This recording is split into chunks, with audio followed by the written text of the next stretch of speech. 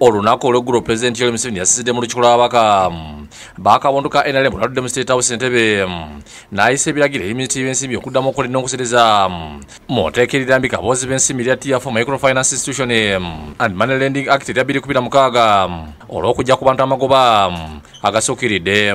These money lenders who are causing suicide to our young people, who allows them to operate? Why should anybody charge Amagoba 36%, 20%?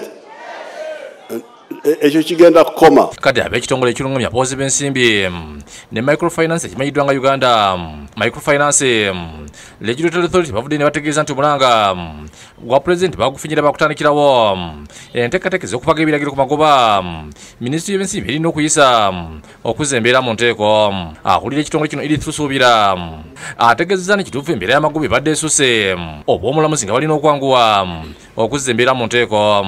Era Minisita wa Finance mu bbanga eritali ddene agenda kufulumya amagoba amatuufu ffe kwe tutambulira kwe tulabye nti omuntu awola ssente ze tafiirwa naye ne gwe basaba ssente ezo omwewozi naye tafiirwa. Ono ategeeza nti wadde etteeka lyayita mu 2026 wadde baludde okuliteekesa mu nkula nga balowooza nti aboola ssente baneefuga ekintu ekibalemye.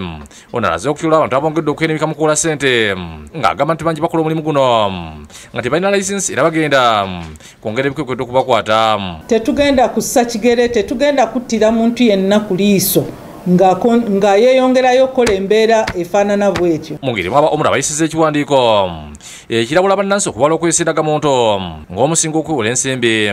Bano bagamba nti etteeka ligaana ekyokukozesa ebintu ng'endagamuntu ATM, warrant cards n'ebirala ng'omusingo. Mbagirawo mbategeeza nti temuteekwa kuwaayo kaadi erungamizibwa abanira era nga ekukkirizaako omulundi gumu gwokka gwakulaga nti ndi Munnayuganda. Bw'oba oyagala okwewola ensimbi bakusaba omusingo ng'owaayo oba ekyapa ky'ettaka. Ono era asaba bannansi bonna abagiwaako endagamuntu zaabwe okwekubira endulu era ekitongole kibayamba okuzinunula. National card zo baazitwala, tukusaba ogende ku mutimbagano www.umra.go.ug oteekeko obubaka tugenda kugoberera tulabe ng'ensonga eno tugirungamya. Tuwayiza n'abaka Paalamenti abongedde okusaba gavumenti etaase bannansi kuba banirenda basusse okubatwalako ebintu byabwe lukujjukujju olw'amagoba amayitirivu ge baba binika.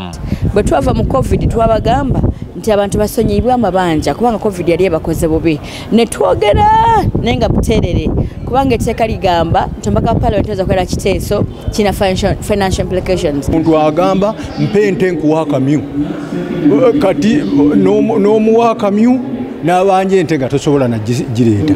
So kyanaku nnyo kubanga tutuuse ku stage kuva mu 2016 Minisita wa Finance etteeka limukakatako okuvaayo n'enteekateeka okuteeka siiringi ku ssente kwe bawolera.